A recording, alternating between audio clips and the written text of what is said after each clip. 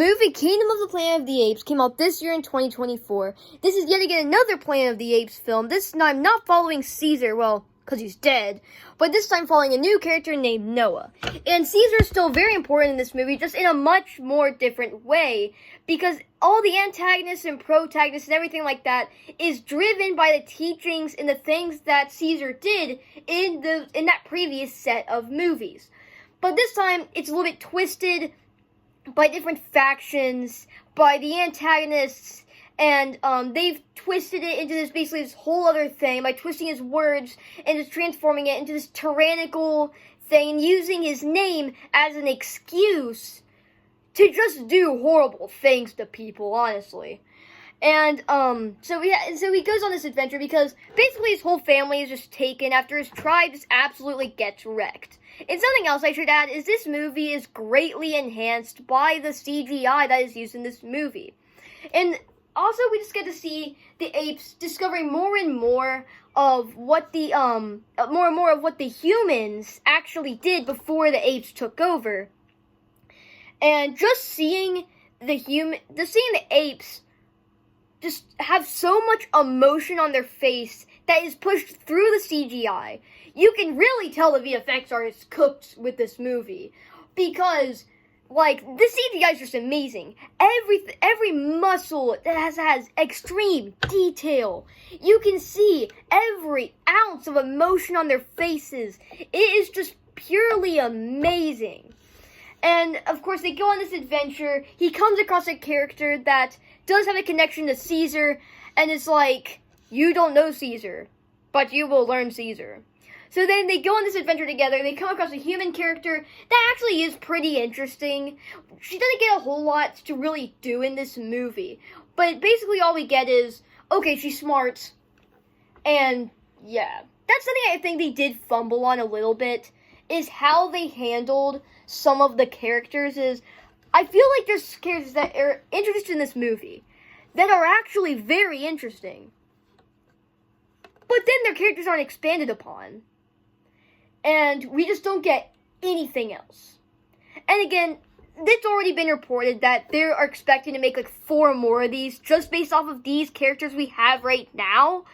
So who knows? That comment might age poorly, that we don't get a whole lot of development of the characters. I just feel like that's something that should be stated. And yeah.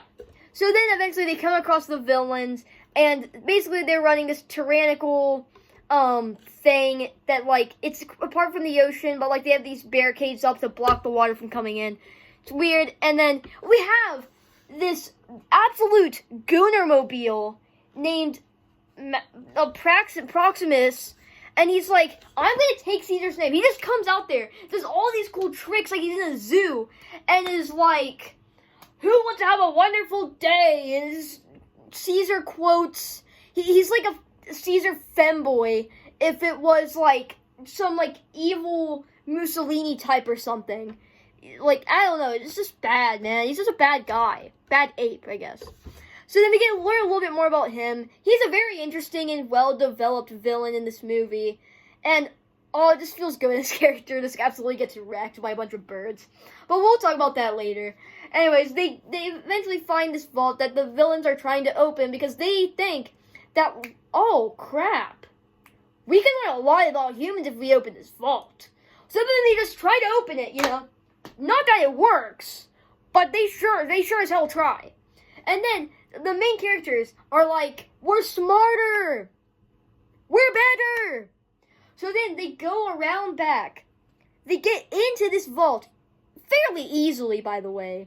They get inside, and we just see the apes just looking at all these surroundings, just like, wow, apes are kind of stupid. Maybe these humans were onto something, you know? Maybe there's a reason they ruled this world for so many billions of years. I don't know, man. Maybe it's just me. But then these apes are like, okay. So then they open this vault, but the human character's like, no, you freaking stupid apes. No more of this human stuff. No more. So then it just blows it all up, and it all just floods. And you have this really cool, like, chase slash action scene where all these apes are just climbing to get to higher ground and going through this silo to get to the very top, and you have this, like, the brute of the movie going up against the main character. The main character outsmarts him, he drowns, they eventually get back up to this place, and oh, the main villain is just so good. They absolutely cooked with this villain, man. And it just absolutely just gets pecked by birds. An impeccable villain death. Yeah, so that's Kingdom of the Planet of the Apes in a nutshell. Of course, I hope they do make more of these. And the way the box office is going right now, they probably will, honestly.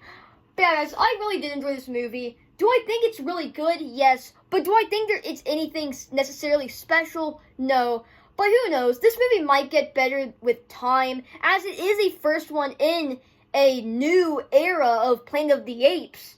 So who knows what the possibilities could be in, like, the next movie. Let's just hope they don't fumble it, and we hope it's really good. And yeah, so out of 100, I'm gonna give this movie a 72. It's good, not anything too special. It's just its own kind of just silly, goofy, well-looking blockbuster. It's a really good movie.